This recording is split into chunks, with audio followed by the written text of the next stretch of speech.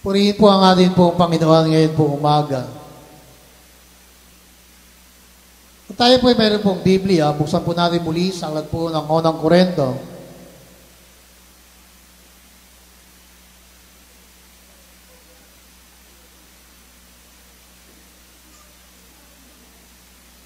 First Corinthians chapter 15, verse 20.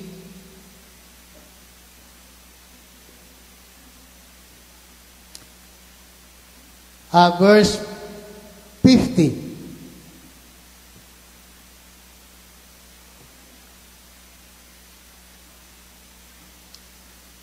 Sabi po dito hanggang verse 58, sabi niya, I tell you this, brothers, flesh and blood cannot inherit the kingdom of God.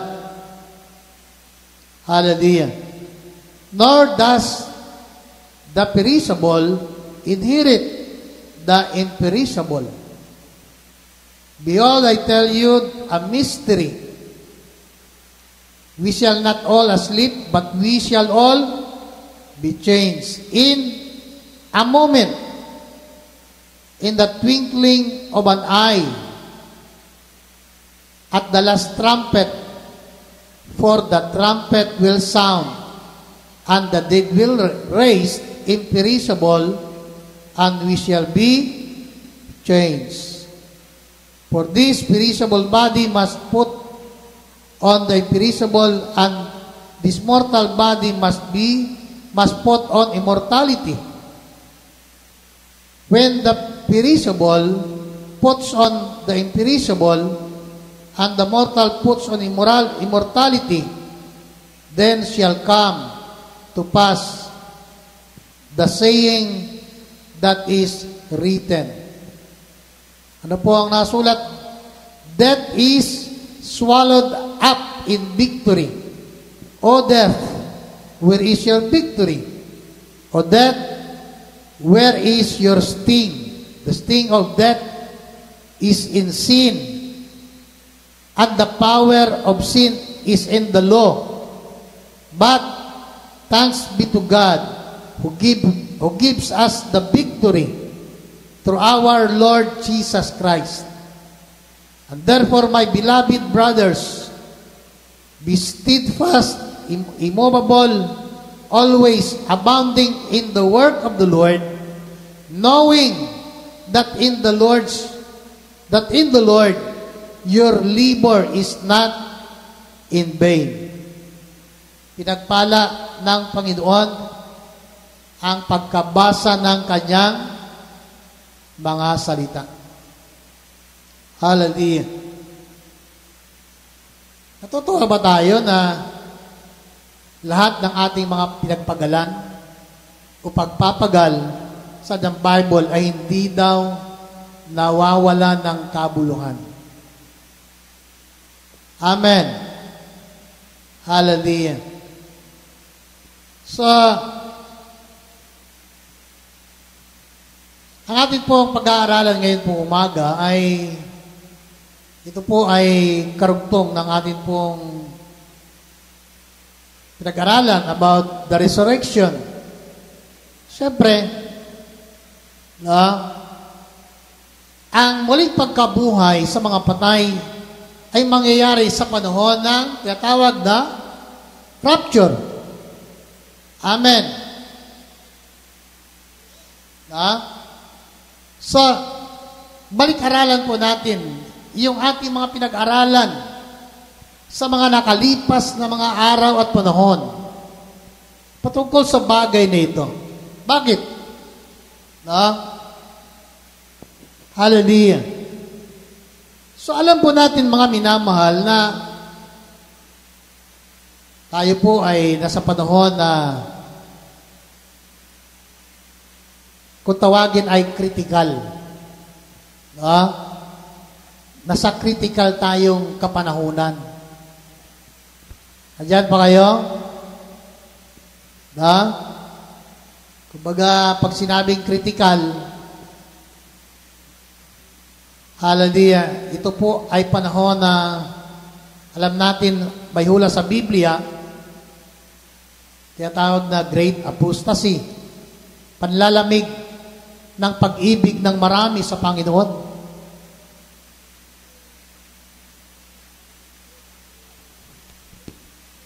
Hallelujah.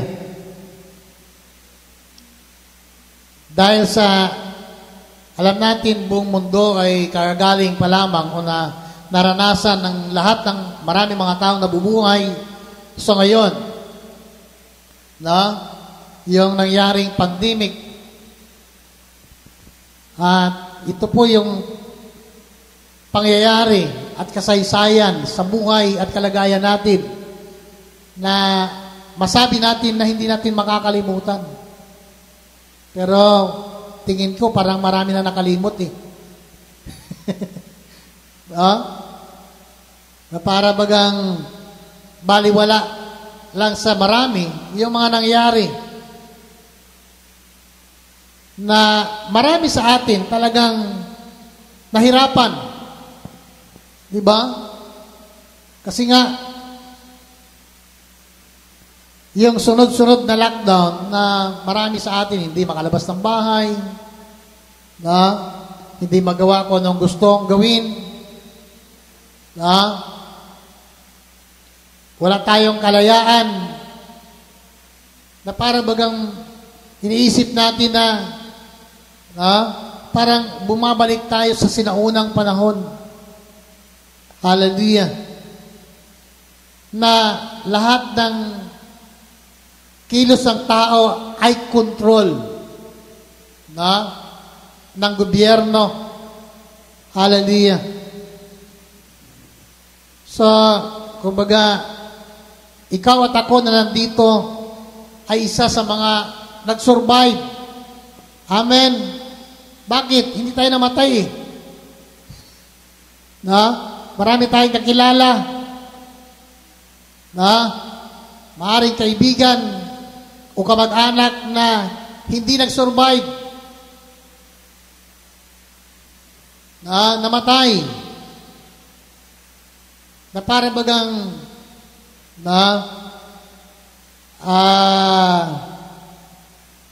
wala sa panahon. Hallelujah. Pero siyempre, alam naman natin sa Biblia kahit na ilan pa o libo-libo pang mamatay, yun na po yung panahon na itinakda ni Lord para sa kanila. Amen. At para sa iyo at para sa akin na nabubuhay sa panahong ito, ito'y isang pagkakataon para sa atin na lalo pa tayong magsumikap na magtrabaho at gumawa para sa atin pong Panginoon. Amen. Hallelujah. Kasi nga, alam natin na nabubuhay tayo sa isang panahon na hindi natin tiyak kung ano pa ang magaganap. Hallelujah. Glory to God. So, ano po mga kapatid? Kaya po natin, ang binabanggit po dyan ni Pablo, isang pangyayari na magaganap na isang hiwaga na sinasabi niya, sabi dito, behold, I tell you a mystery. Hallelujah. Ano po ang mystery na binabanggit dito? Sabi niya, we shall not all sleep. Praise the Lord. Hindi daw lahat ay mamamatay. Amen. Hallelujah. Kung sinasabi ng Bible na hindi lahat mamamatay, ibig sabihin mga minamahal, pagdating ng araw at pagdating ng atin pong Panginoon, hallelujah, kung gaano karami ang taong nabubuhay ngayon, yan pa rin ang tao. Kasi nga, hindi naman tumitigil ang pagdami ng tao. Diba? Lalo sa atin sa Pilipinas, mabilis tayong magparami. Diyan pa kayo? Wala namang birth control sa atin eh. Hindi katulad sa China, na bali silang one-child policy. Diba? Kaya ang abortion sa kanila ay legal.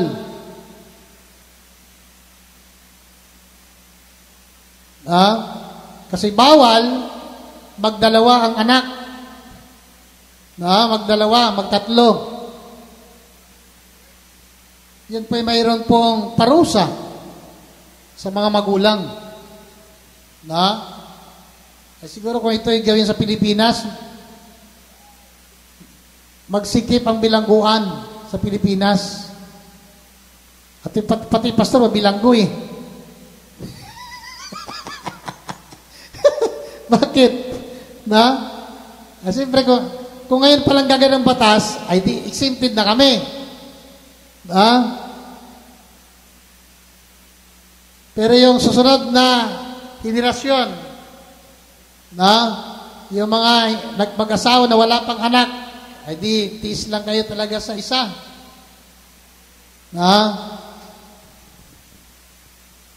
Problema pag nilagnat yan, at hindi naagapan at namatay, ay di wala kayong anak. Diba? May advantage yung maraming anak. Kasi pag mawala yung isa, ay pamatira.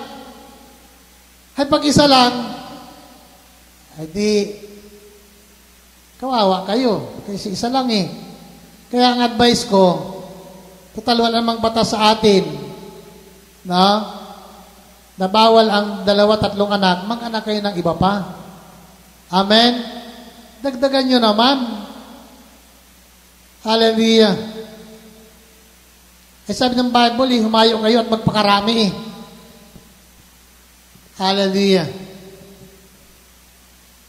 Pero hindi yan ang ating paksa. Ngayon, ang ating pong paksang pinag-uusapan, dito, sabi ng Bible, hindi daw lahat ay mamamatay. Ngunit lahat tayo ay babaguhin. Ano sabi ng Bible? Hallelujah. In a moment, in the twinkling of an eye. Hallelujah. So, yung salitang rapture na malimit nating mapakinggan ay dito nakapaloob. Sa verse 52. Ano po ang magaganap sa loob ng isang sandali lamang sa isang kisap mata. Hallelujah.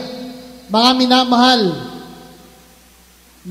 in the twinkling of an eye, all. Hallelujah. Sabi dito, at the last trumpet, for the trumpet will sound. Hallelujah. So, tutunog po ang trompeta. Sa huling tunog ng trompeta ng Diyos, ito po'y hudyat, maging yung mga patay ay makakarinig.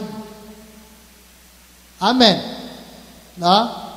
Yung trumpet of God, pag ito'y tumunog, yung mga nasa libingan na patay, na nananalig kay Kristo ay maririnig nila yung tunog ng pakakak ng Diyos. Hallelujah. At ito po ay hudyat na ang bawat mga patay na may pananampalataya sa Diyos, hudyat para sila ay bumangon mula sa mga patay. Amen po. Hallelujah. Sabi ng Bible, no? Sabi dito, for the trumpet will sound and the dead will be raised. No? Hallelujah. Yung mga namatay ay babangon sila. Hallelujah.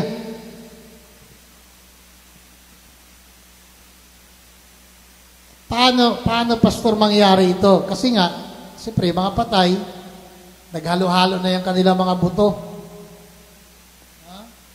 Lalo na yung mga sementeryo na dinimulis. No? Diba?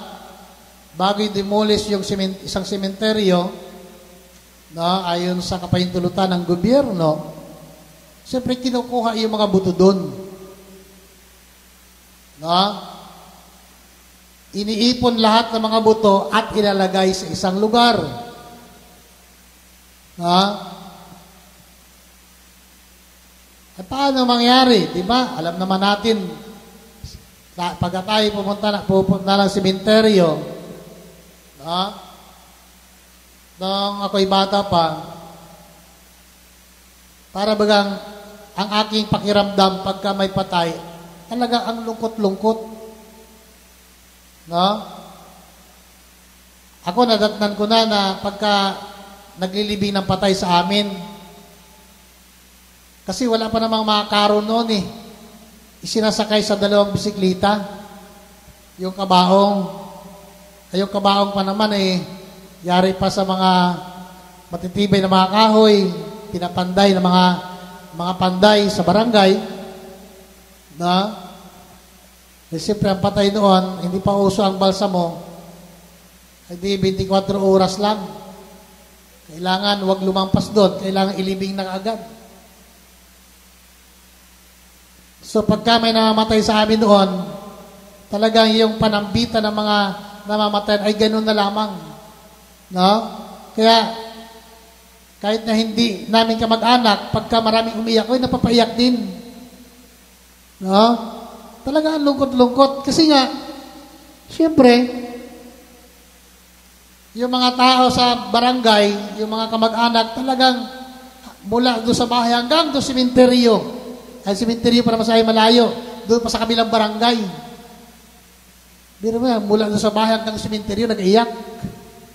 Tapos pag nandun na, sementeryo, no, ilalapag doon sa isang lugar, siyempre, tawagin yung mga kamag-anak, mag-iyakan muna. Kaya mga nagipaglibing, nag-iyakan din. Talagang, puro kalungkutan. Kasi nga, para baga ang mga tao, pag namatan, wala ng pag-asa. Ay, hindi naman namin alam nun eh. Hindi naman namin narinig na mayroon palang resurrection day, mayroon palang muling pagkabuhay sa mga patay, pagtulog ng trumpeta ng Diyos. Narinig lamang namin ito, nalaman namin nung kami ay na-born again. Diba? So, pag na-born again ka na, nagkaroon ka ng pag-asa, narinig mo, at nabasa mo sa Biblia na mayroon palang muling pagkabuhay sa mga taong nagtitiwala sa Diyos. At kailan ito mangyayari? Sa panahon na tayo ay balikan ng ating Panginoon sa rapture. Sa isang kisap mata. Na? In a moment, in a twinkling of an eye, the trumpet will sound and the dead in Christ will raise up. Amen. Hallelujah. Glory, glory to God. So, rapture. Diba? Kaya, yung mga namatay na kay Kristo, sabi ko ng linggo, at sabi ng Biblia, mapalad ang makasama sa unang pagbuhay sa mga patay. No? Bakit? Kasi nga, walang kapangyarihan ang pangalawang kamatayan sa kanila. Amen? Ibig sabihin, walang kapangyarihan, hindi ka kasama pag ikaw ay nabuhay mula sa mga patay, pagdating ng rapture, at kasama ka doon sa bumangon, no? At nabuhay namang muli ng atin pong Panginoon sa kapangyarihan ng Diyos, hindi ka kasama na hatulan ng Diyos para itapon sa impyerno. At ang impyerno, yun ang tinutukoy na second death, pangalawang kamatayan. No? Kasi nga, ang impyerno, mga minamahal, no? Ito po ang pagkawalay, totally na pagkawalay ng tao sa Diyos sa habang panahon. Amen? Kaya nga,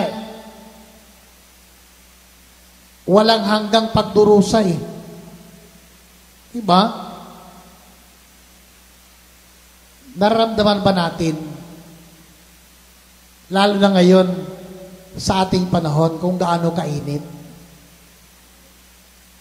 Nandiyan ba kayo? Di ba nagreklamo tayo? Ako nagreklamo. Tuwing ganitong oras sa bahay. Kumari lang, wag natin umuwi sa bahay natin ngayong buong maghapon eh. Nagpalamig na lang tayo dito eh. Bakit? Ay init kayo sa bahay. No? Ay may aircon nga kami. Pagtigil ng aircon eh, biglang maya-maya, ang init eh. Yung lamig, hindi makaya ng aircon yung init. Kaya ginawa ko, nilagyan ko ng kumot. May kasama yung bahay, nilagyan ko pa ng kumot. Kakuwi, pastora, magbahay-bahayan tayo dito. Doon kami, aming mga anak, doon kami sa ilalim ng kumot at pandaraming aircon. Mainit pa rin. Hallelujah. Kung ngayon pa lang, no, nagrereklamo na tayo sa init ng panahon, hindi ba natin naisip na pagdating ng panahon at tayo ay datna ng atin pong Panginoon na hindi tayo namumuhay sa katuwiran at kalooban ng Diyos, posible na tayo mapahamak.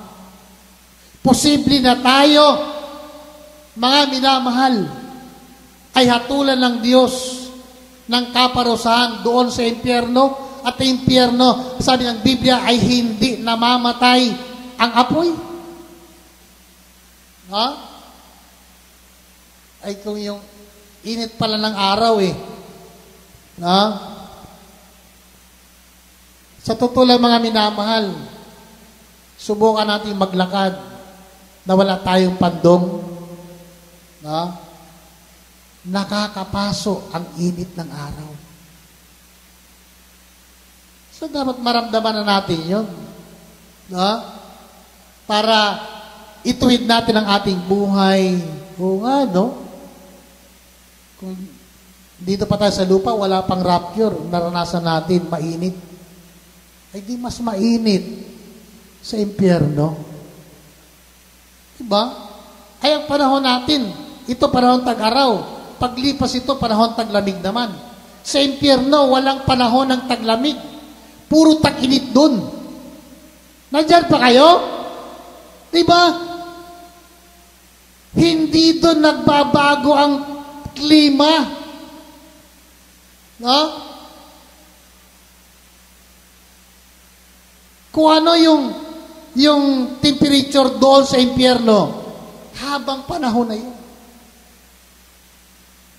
Nandyan pa kayo?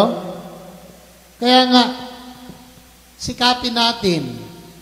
No? Pagsikapan natin na ikaw at ako ay isa na sa mga kasama na kukunin ng atin pong Panginoon. Amen? Maliwanag naman sa Bible eh. Huwag natin kalimutan, ilagay natin lagi sa ating kaisipan na ang atin pong Panginoon ay nangako Hindi lang sa kanyang mga alagad, kundi para sa bawat isa po sa atin na siya'y muling babalik.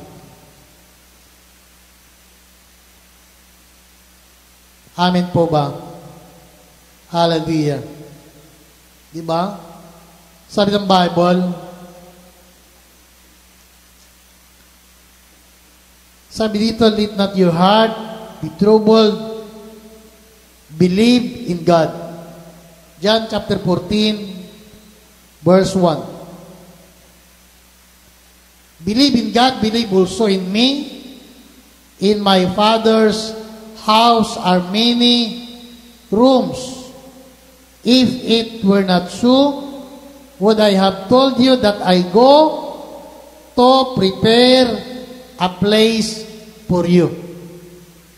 Praise the Lord. No?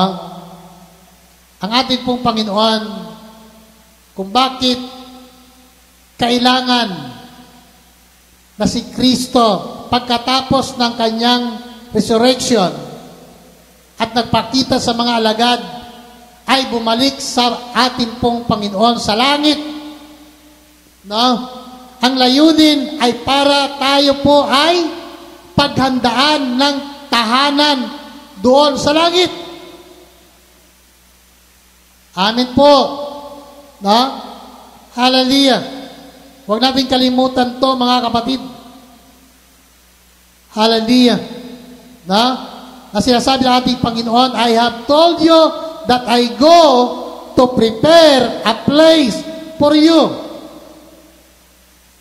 Mayroong inilaan ang Panginoon na dakong tahanan para sa kanyang mga pinili. Hallelujah. Na? Ano po? At sabi niya, and if I go and prepare a place for you, I will come again. No? Pagkatapos na naipaghanda ko na kayo ng matitirhan o lugar, ano pong sabi ng Panginoon? I will come. No? Hallelujah. No?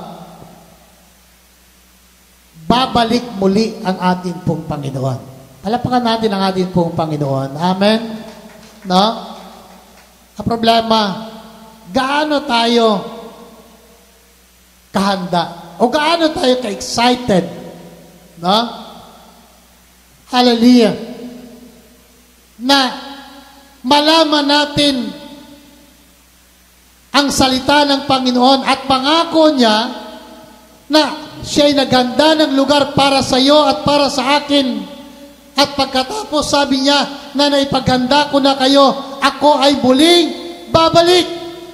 Yan may pangako ni Lord sa iyo at sa akin. Amen. Ako ay muling babalik. Hallelujah. Diba?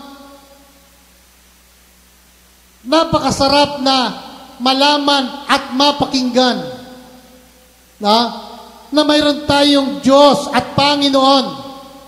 Hallelujah. Saan ka makakita, mga minamahal?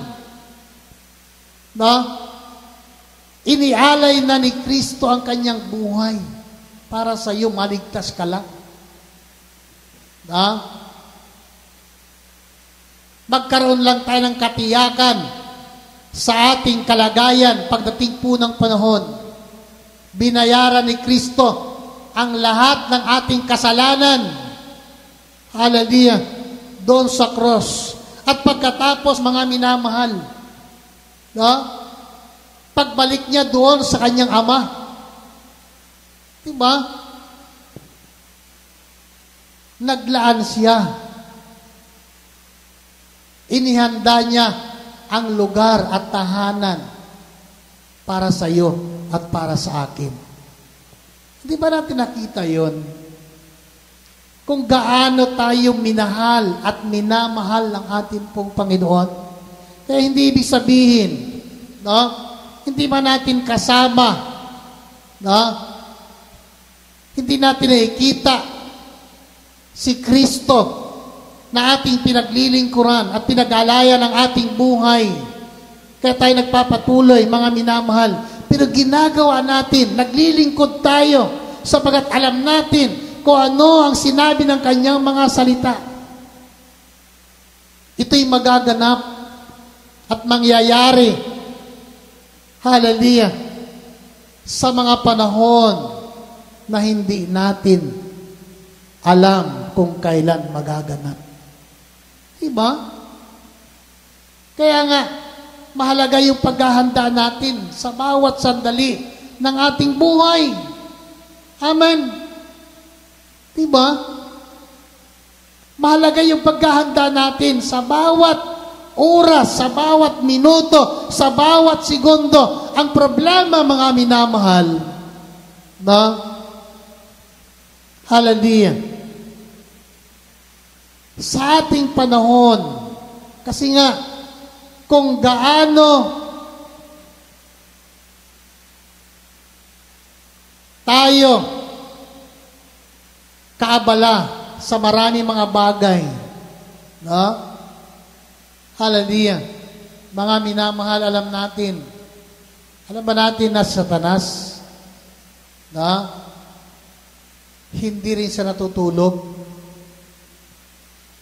para tayo po ay abalahin sa maraming mga bagay at mawala tayo sa focus, mawala yung attention natin sa pangako ni Lord. At hindi natin mamalayan, lahat pala na mga tanda sa Biblia ay nagaganap na. Diba? Hallelujah.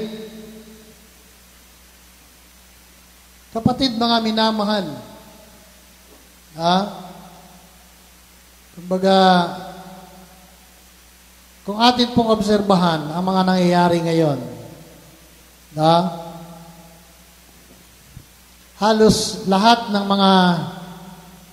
mga nangyayari sa panahon natin, lalo na pagka pinag-uusapan ay Israel.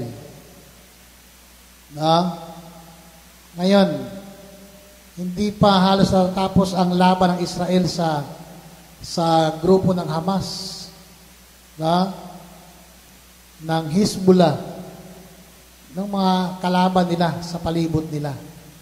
Diba? Ilang missile yung pinaulan sa kanilang Iran.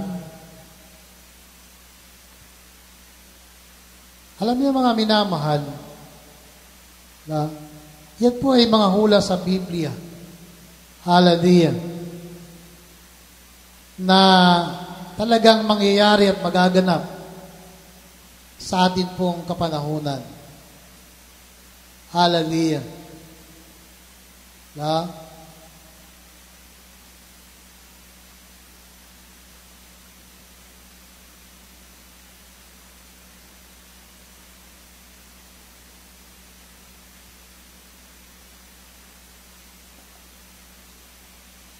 Dito po sa Pentecostal Theology,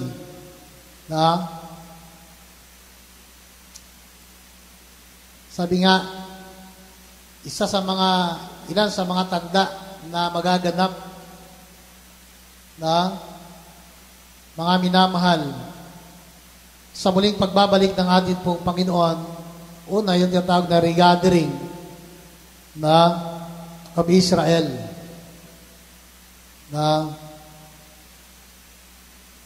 Kumbaga, babalik ang mga Hudyo sa Palestine. At yan po ay naganap na mula ng Israel ay na itatag bilang isang bansa noong May 14, 1948. Di ba? Hanggang sa ngayon, maraming mga Hudyo na bumabalik sa Israel. At bahagi po yan ng hula sa Biblia. Pangalawa, sabi dito, is perilous times.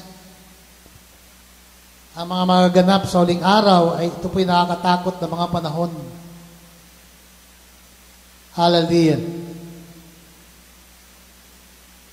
Pangatlo, na binabanggit dito is the rise, no, of communist Russia. Hallelujah. Ayan po yung binabanggit sa Ezekiel chapter 38. No?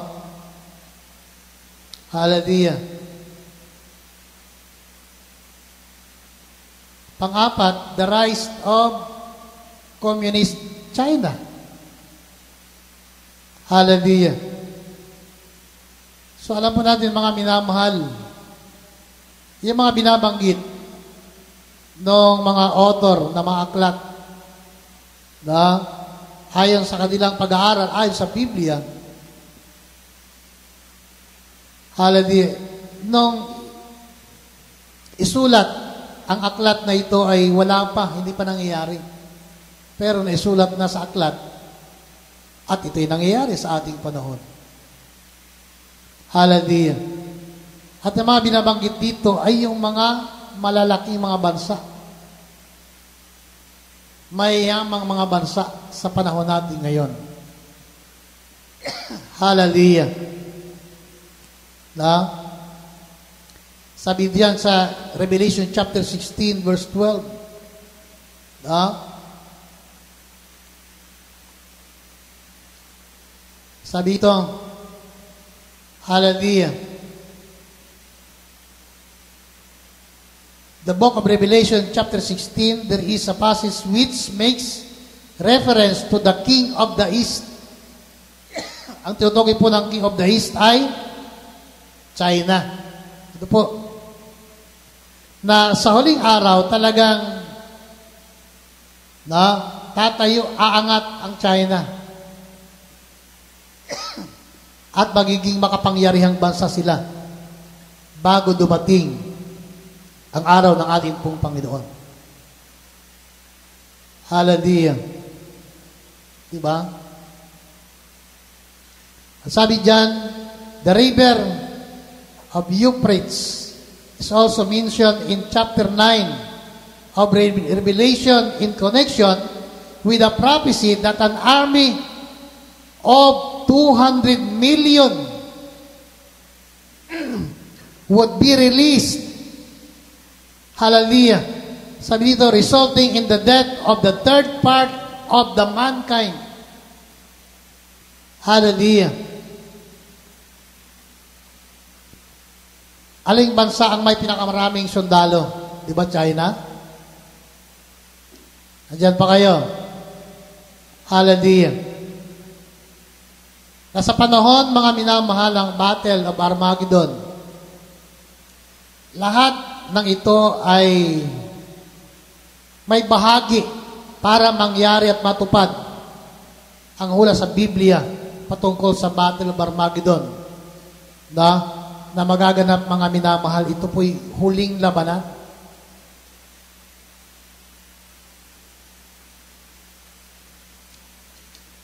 Hallelujah. Sabi po dyan, armaments and modern war potential. Diba? Yung mga mayamang mga bansa, mayroon silang mga nuclear weapon. Hallelujah. Glory, glory to God. Hallelujah. Ay kung nung unang panahon, ang laban ay mga sword, mga sibat, ano po, di ba? Tabak. Di ba? Yung gera, unang panahon ay mga, hindi pa masyado eh. Di ba? Yung mga baril noon, mga isang kasa, isang putok eh. Ngayon sa ating panahon, talagang ang mga armas na dinevelop ay mga moderno. Di ba? Ang Israel matindi, di ba? Yung ilang naka-highlight yung isa sa mga ballistic missile galing ng Iran na na-intercept nila. Ilan yun? Kung ilang tonelada na mga pampasabog ang karga nun. At kung yun hindi na-intercept, ay Ilang libong tao ang mamamatay. Hallelujah. Kaya nga, sa Battle of Armageddon, ang sabi ng Biblia, na hula sa Bible, ano po, 1/3, na, sabi dyan, hallelujah.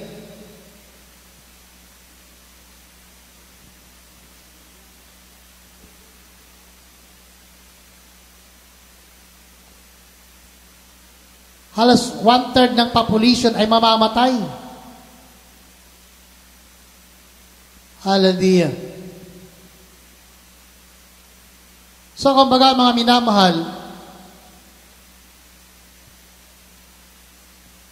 ito po yung mga magaganap bago mangyari na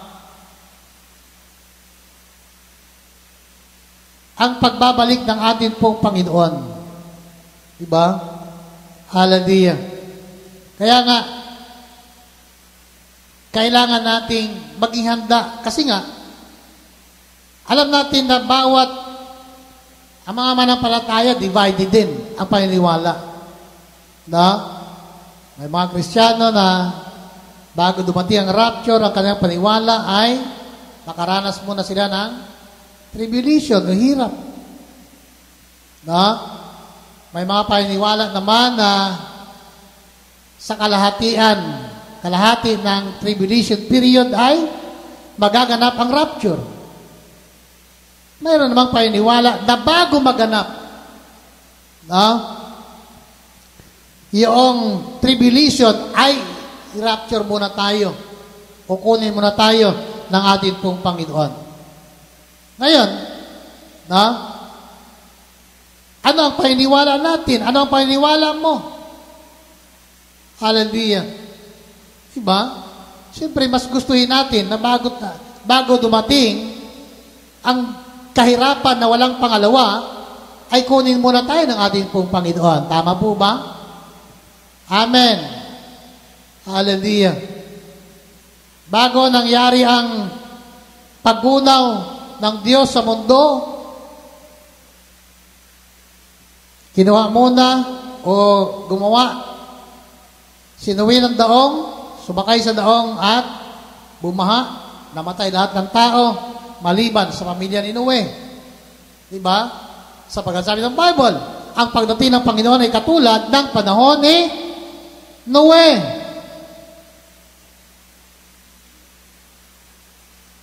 Isipin po natin, ano yung panahon ni Noe? Panahon ni Noe, mainit ang panahon. Bitak-bitak ang lupa. Hallelujah. Siguro may El Nino noong unang panahon. Kaya, si Noe, pag nangaral siya, diba? Pagkatapos niya gumawa ng daong, punta sa mga tao, mangaral.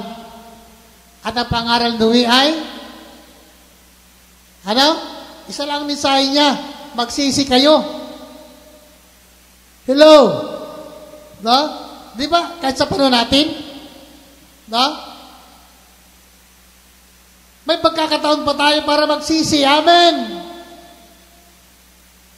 Hallelujah. So, ang mensahe sa panahon ni Noe ay pagsisisi. Ganun din sa atin. Marami tayong bagay na dapat pagsisihan. Bakit? Maraming mga bagay nakakalimutan natin na gawin ng mga bagay na pinapagawa ng ating pong Panginoon. Hallelujah. Kaya nga, ang repentance napakahalaga po. Amin po. Sa bawat sandali nating buhay,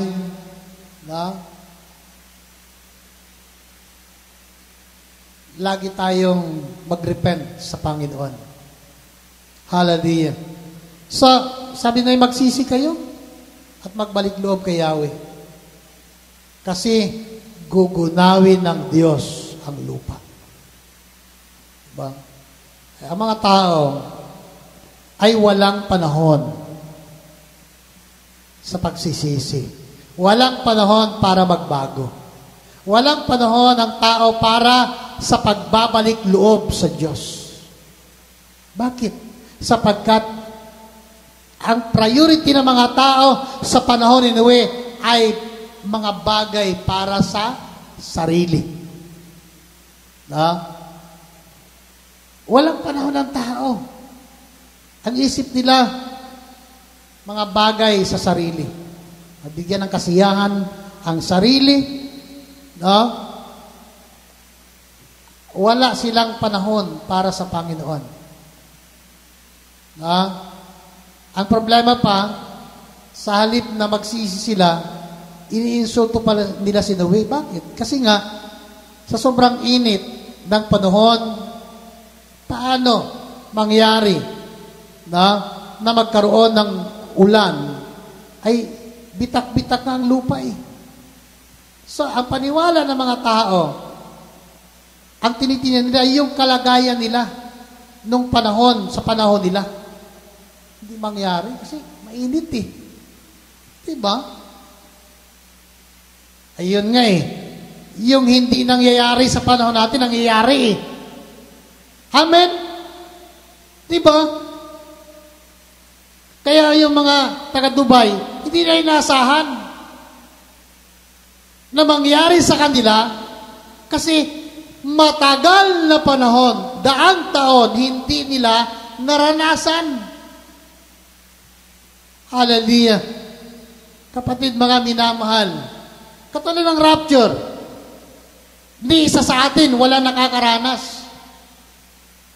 Pero pwede nating maranasan ayon sa pangako ni Lord, ayon sa salita ng Diyos, yung hindi nagaganap ay pwedeng maganap sapagkat ito ay sinabi ng Biblia.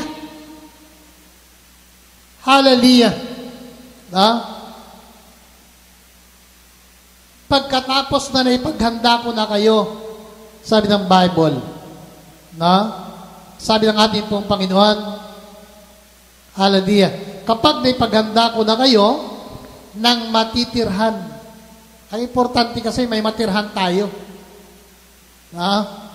Ganon kabuti si Lord. Amen. Hindi niya tayo dadalhin doon sa lugar na kung saan siya, na pagdating doon, magtatanungan tayo, Pastor, saan ba kami? Pastor, saan yung lugar namin? Saan kami tutuloy? Di ba? Naranasan niyo ba yung gano'n na pumunta kayo, nagbiyahe kayo ng napakalayo, tapos pagdating doon, hindi niyo alam kung saan kayo tutuloy? Wala man lang mga tao na nag-aasir sa inyo pagdating doon. Naghahanap kayo ng matutuluyan. Hindi. Pagbalik ng atin pong Panginoon, automatic, ikaw at ako ay mayroon ng lugar, mayroon ng bahay na inilaan ang ating Panginoon para sa iyo. Amen. Hindi yung pagdating natin doon ay lilinga-linga ka at hahanapin mo ano bang number ng room mo. Kasi room sabi sa Bible sa bahay ng aking ama ay maraming silid. Ay maraming kwarto Maraming silid. Ay sa dami nun. Buti ko ikaw ang Kristiyano. Amin po ba? Ay mula nung likhain ng Diyos ang mundo, nagkaroon ng mga tao. Mula noon, may mga tao na nakabilang doon sa pinaghahandaan ng ating pong Panginoon na matitirhan sa dami ng tao.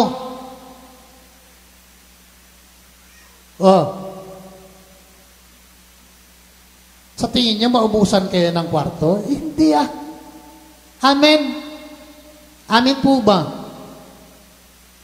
May nakalaan ang Diyos, ang ating pong Panginoon ng matitirhan para sa iyo at para sa akin. Ayun lang nga na, no? Yung iniisip ng iba, no? Kung wala ng kwarto, ay kahit sa kusina na lang ng langit. No? O sa sala na lang ng langit. Diba? At least nasa langit ka rin. Amen. Hallelujah. Huwag ka lang mapunta sa impyerno. Diba? Hallelujah. Kaya nga sabi ng ating pong Panginoon, pagkatapos ay paganda ka na matitirhan, sabi niya, na, hallelujah, kapag ay paghanda ko na kayo ng matitirhan, ako'y babalik at isasama ko kayo upang kayo'y makapiling ko kung saan ako naroon. Diba? Kay buti-buti ng Panginoon, gusto ni Lord na ikaw at ako ay makasama niya, makapiling niya. Amen. Alam niyo mga minamahal, no? Napakahalaga ang mangyayaring ito. Bakit? No? Kung si Lord nga ay gusto niya, ikaw ay makapiling eh. Ang tanong, gusto mo rin na makapiling si Lord? Amen? Gusto mo ba yun na makapiling si Lord? Si Lord gusto niya makapiling ka. Hallelujah. Kapatid, mga minamahal, na kung saan daw siya naroon, nandun din tayo. Hallelujah. Ganun kabuti ang ating pong Panginoon. Hallelujah. Kung saan ako naroon at alam na ninyo ang daan patungo sa pupuntahan ko. Amen? Alam niyo na ang daan.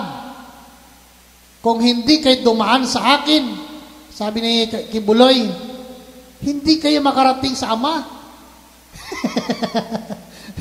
Hallelujah. Bakit? Ay kung ang usapan lang, ang kaharian, ang bagong Jerusalem ay sa Davao, ay di mas mapalad na yung mga taga Davao, malapit sila. Ay tayo malayo. Kapatid, mga minamahal, na walang sinabi na tayo ay dadaan kung sino mang pangalang pastor. Ang dadaanan mo ay ang ating Panginoon Kristo kasi siya lamang ang namatay at muling nabuhay at nag-alay ng kanyang sarili para sa iyo at para sa akin. Amen? Walang ibang daan kundi ang ating pong Panginoon. Kaya nga, mga kapatid, no? Hallelujah, manalangin tayo lagi. Manalangin ka, magsikap ka sa buhay mo, sa buhay ko. Dapat nagsisikap tayo. Hallelujah, na hindi tayo mawala sa kamay ng ating pong Panginoon. Bakit? Sabi sa Biblia, nakakatakot na bagay ang mahulog sa kamay ng Diyos na buhay. Amen! Ibig sabihin, pwede kang mahulog eh. Hello? Diba? Nakakatakot na bagay ang mahulog sa kamay ng Diyos na buhay. Ibig sabihin, ang tao pwedeng mahulog. Posible na mahulog. Hallelujah. Sa paanong paraan? Na? Pag ang tao'y nahulog, choice ng tao yan. Amen. Bakit may free will ka? May free will ang tao. Pag pinili mo na lumihis ng landas kaysa landas ng ating Panginoon, choice mo yan. Amen. Hallelujah. At huwag mong sisihin. Huwag nating sisihin ang ating kapatid. Huwag nating sisihin ang ibang tao. Kasi ikaw at ako ay mayroong freedom, may free will na kaloob ng ating pong Panginoon. Pag pinili mo si Lord, hindi ka mahulog sa kamay niya. Amen? Pero pag pinili mo ang sarili mong kagustuhan, choice mo yan. Hallelujah. Andyan pa kayo? Kaya nga, no? Magsisi tayo. At lagi nating hanapin si Lord. Magbalik loob tayo sa atin pong Panginoon. Hallelujah. Ano po? Tandaan natin, no? Ang rapture, once lang mangyayari. No? Kumbaga, sa biyahe, last trip na to. Sabi mo sa katabi mo, kapatid, ang rapture, last trip. Ano? Rapture? No? Yung last tsaka rapture, pinag-isa nyo, rapture. Na? Ang rapture ay last trip. Huling biyahe na ito, kapatid. Kaya dapat handa tayo. Amen? Na? Na bawat sa atin ay makasama sa biyahe papuntang langit. Palapakan natin ang ating pong Panginoon. Hallelujah. Glory, glory to God. Tayo pong lahat ay tumayo. Hallelujah. Tuwang-tuwa yung mga bata, uwi na daw eh. Hallelujah. Glory, glory to God. Mas matuwa tayo kasi darating ang araw, dadalhin tayo ni Lord sa langit. Amen? Hallelujah. Glory, glory to God. Awitin natin isang awit, In my life, Lord, be glorified.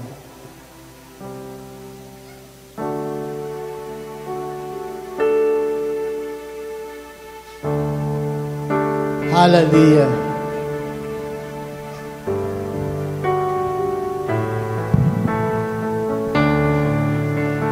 In my life, Lord, be glorified, be glorified in my life, Lord, be glorified today. In my life, Lord, in my life, Lord, be glorified.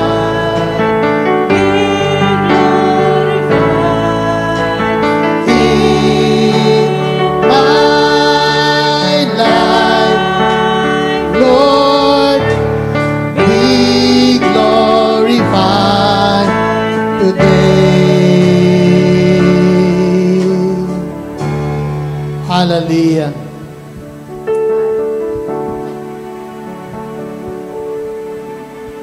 Glory, glory to God. Dakila at mapagpala naming Diyos ngayon po umaga. Hallelujah.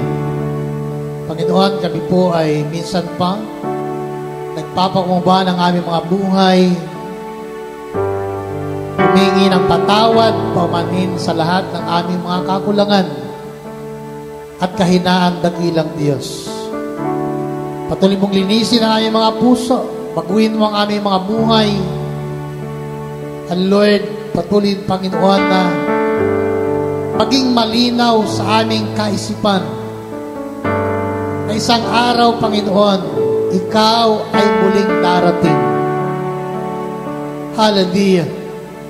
At ang aming panalangin, Panginoon, nawa, datnan mo kami, Panginoon, nakahanda. Namumuhay kami ng tama, namumuhay kami ayon sa iyong salita, at gumagawa kayo, Panginoon, sa mga bagay at ginagawa namin ito na may kalakip na pagmamahal para po sa inyo. Lord, gamitin mo kami, gamitin mo ang iyong mga anak. May pahayag namin ang iyong mga salita, ang katotohanan, lalo na, Panginoon, sa iyong muling pagbabalik, dakilang Diyos. Lord, salamat po. Pagpalain mo ay mga kapatiran ngayon pong umaga. Ingatan naman kanilang mga buhay. Pagpalain mo patuloy ang kanilang buhay sa araw-araw dakilang Diyos. Hallelujah. At kalakip nito, Panginoon, ng aming paghahanda, lalo na sa muling pagbabalik, ay kami mamuhay na may katuwiran at may kabanalan. Mamuhay kami may takot sa inyo.